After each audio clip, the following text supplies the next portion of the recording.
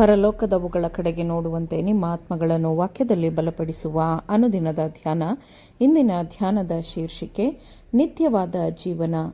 ಈ ದಿನದ ಸತ್ಯವೇದದ ವಾಕ್ಯ: ಮತ್ತು ಪರಲೋಕ ರಾಜ್ಯವು ಒಂದು ಬಲೆಗೆ ಹೋಲಿಕೆಯಾಗಿದೆ.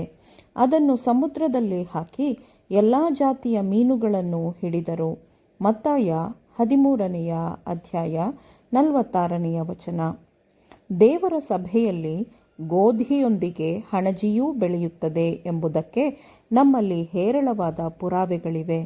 ಸಭೆಯಲ್ಲಿ ಪ್ರಾಮಾಣಿಕರಾದ ಕ್ರೈಸ್ತರಿದ್ದಾರೆ ಮತ್ತು ಉಗುರು ಬೆಚ್ಚಗಿರುವಂತಹ ಕ್ರೈಸ್ತರೂ ಇದ್ದಾರೆ. ಅವರಿಗೆ ಸತ್ಯವನ್ನು ತಿಳಿದುಕೊಳ್ಳುವ ಅವಕಾಶವಿದೆ. ದೇವರ ವಾಕ್ಯವನ್ನು ಅವರಿಗೆ ಪ್ರಕಟಿಸಲಾಗುತ್ತದೆ. ಯೂದನು ಪಸ್ಕಕ್ಕೆ ಬಂದಂತೆ ಅವರು ಔತಣಕೂಟಕ್ಕೆ ಬರುತ್ತಾರೆ, ಆದರೆ ಯೂದನಂತೆಯೇ ಅವರು ಜೀವದ ವಾಕ್ಯವನ್ನು ತಿನ್ನುವುದಿಲ್ಲ. ಪಶ್ಚಾತ್ತಾಪಕ್ಕಾಗಿ ಪೂರ್ಣವಾಗಿ ಕೆಲಸ ಮಾಡಲು, ಕ್ರೈಸ್ತೀಯ ಅನುಭವವನ್ನು ಹೊಂದಿಕೊಳ್ಳಲು ಮತ್ತು ಸತ್ಯದಲ್ಲಿ ಬೇರೂರಲು ಮತ್ತು ನೆಲೆಗೊಳ್ಳಲು ಸಹಾಯ ಮಾಡುವ ನಿತ್ಯವಾದ ಜೀವವಾಕ್ಯವನ್ನು ತಿನ್ನಲು ಯಾರೂ ಅವರನ್ನು ಒತ್ತಾಯಿಸಲು ಸಾಧ್ಯವಿಲ್ಲ. ಒಳ್ಳೆಯದು ಮತ್ತು ಕೆಟ್ಟದ್ದು ಸಭೆಯಲ್ಲಿ ಒಟ್ಟುಗೂಡಿರುವುದರಿಂದ ನಾವು ನಿರುತ್ಸಾಹದಲ್ಲಿ ಮುಳುಗಬಾರದು. ಯೂದನನ್ನು ಶಿಷ್ಯರಲ್ಲಿ ಎಣಿಸಲಾಯಿತು. ಮನುಷ್ಯನಿಗೆ ಸಿಗಬೇಕಾದ ಎಲ್ಲ ಅನುಕೂಲಗಳು ಅವನಿಗಿದ್ದವು, ಆದರೆ ಅವನು ಸತ್ಯವನ್ನು ಕೇಳಿದರೂ ಸ್ಪಷ್ಟವಾಗಿ ಇರಿಸಲಾಗಿರುವ ತತ್ವಗಳನ್ನು ಕೇಳಿಸಿಕೊಂಡಾಗಲೂ ಅವನು ಸತ್ಯವನ್ನು ಸ್ವೀಕರಿಸಲಿಲ್ಲ ಎಂಬುದು ಕ್ರಿಸ್ತನಿಗೆ ತಿಳಿದಿತ್ತು. ಅವನು ಸತ್ಯವನ್ನು ತಿನ್ನಲಿಲ್ಲ, ಅದು ಅವನ ಭಾಗವಾಗಿರಲಿಲ್ಲ. ಅವನ ಹಳೆಯ ಅಭ್ಯಾಸಗಳು ಮತ್ತು ಆಚರಣೆಗಳು ನಿರಂತರವಾಗಿ ತಮ್ಮನ್ನು ತಾವು ಸಮರ್ಥಿಸಿಕೊಳ್ಳಲು, ಪ್ರತಿಪಾದಿಸಿಕೊಳ್ಳಲು ಪ್ರಯತ್ನಿಸುತ್ತಿದ್ದವು.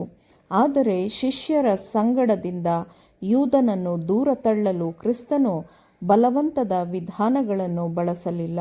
ದೇವರಿಗೆ ನಿಜವಾದ ಸೇವೆಯನ್ನು ಮಾಡಲು ಪ್ರಯತ್ನಿಸುತ್ತಿರುವ ಎಲ್ಲರೂ ಗೊಂದಲಕ್ಕೆ ಒಳಗಾಗುತ್ತಾರೆ, ಆದರೆ ಸೋಲುವ ಬಗ್ಗೆ ಅವರು ಯೋಚಿಸುವುದಿಲ್ಲ. ನಿರುತ್ಸಾಹದ ಬಗ್ಗೆ ಅವರು ಮಾತನಾಡುವುದಿಲ್ಲ. ನಮ್ಮ ಪರಲೋಕ ತಂದೆಯ ಚಿತ್ತವನ್ನು ಮಾಡುವಲ್ಲಿ ಎಲ್ಲರೂ ಒಂದಾಗೋಣ.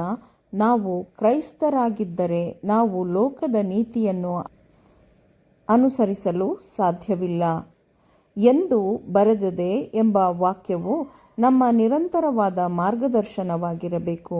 ಭಕ್ತಿಹೀನ ಮನುಷ್ಯರು ಏನು ಮಾಡುತ್ತಾರೆ ಎಂಬುದು ನಮಗೆ ಮಾರ್ಗದರ್ಶನ ನೀಡಬಾರದು.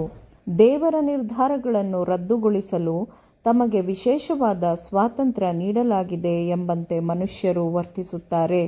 ಶ್ರೇಷ್ಠ ವಿಮರ್ಶಕರು ಎಂದು ಹೇಳಿಕೊಳ್ಳುವವರು ತಮ್ಮನ್ನು ತಾವು ದೇವರ ಸ್ಥಾನದಲ್ಲಿ ಇರಿಸಿಕೊಳ್ಳುತ್ತಾರೆ. ದೇವರ ವಾಕ್ಯವನ್ನು ಪರಿಶೀಲಿಸುತ್ತಾರೆ, ಪರಿಷ್ಕರಿಸುತ್ತಾರೆ, ದೃಢೀಕರಿಸುತ್ತಾರೆ, ಅನುಮೋದಿಸುತ್ತಾರೆ. ಈ ರೀತಿಯಲ್ಲಿ ಎಲ್ಲ ಕುಲಭಾಷೆ ಜನಾಂಗದವರು ಬಾಬಿಲೋನಿನ ವ್ಯಭಿಚಾರದ ದ್ರಾಕ್ಷಾರಸವನ್ನು ಕುಡಿಯಲು ಪ್ರೇರೇಪಿಸಲ್ಪಡುತ್ತಾರೆ. ಈ ಶ್ರೇಷ್ಠ ವಿಮರ್ಶಕರು ಎಂದು ಹೇಳಿಕೊಳ್ಳುವ ಇವರು ಈ ಕೊನೆಯ ದಿನಗಳ ಜನಪ್ರಿಯ ಧರ್ಮದ್ರೋಹಗಳಿಗೆ ಸರಿಹೊಂದುವಂತೆ ವಿಷಯಗಳನ್ನು ರೂಪಿಸಿ ಸ್ಥಿರಪಡಿಸುತ್ತಾರೆ. ದೇವರ ವಾಕ್ಯವನ್ನು ಕೆಡಿಸಲು ಅಥವಾ ಅದನ್ನು ತಪ್ಪಾಗಿ ತಿಳಿಸಲು ಸಾಧ್ಯವಾಗದಿದ್ದರೆ, ಅಥವಾ ಅದನ್ನು ಮಾನವ ಆಚರಣೆಗಳಿಗೆ ಸರಿಹೊಂದಿಸಲಾಗದಿದ್ದರೆ ಅವರು ದೇವರ ವಾಕ್ಯವನ್ನು ಮುರಿಯುತ್ತಾರೆ.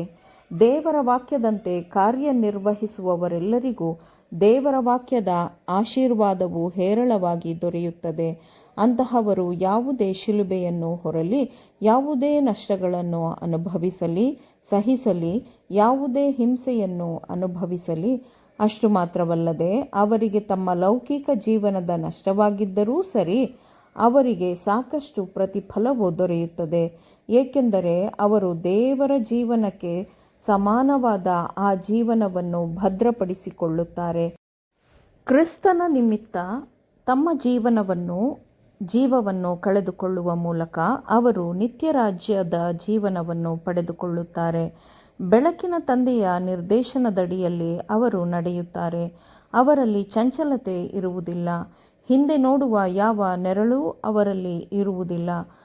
ಅವರು ಆತನ ಮುಖವನ್ನು ನೋಡುತ್ತಾರೆ ಮತ್ತು ಆತನ ಹೆಸರು ಅವರ ಹಣೆಯಲ್ಲಿ ಇರುತ್ತದೆ. ಆಮೇನ್. ದೇವರ ವಾಕ್ಯಗಳನ್ನು ಶ್ರದ್ಧೆಯಿಂದ ಆಲಿಸುವವರು ಮಾತ್ರವೇ ಆಗಿರದೆ ಪಾಲಿಸುವವರೂ ಆಗಬೇಕೆಂದು ನಿಮ್ಮನ್ನು ಉತ್ತೇಜಿಸುತ್ತೇನೆ.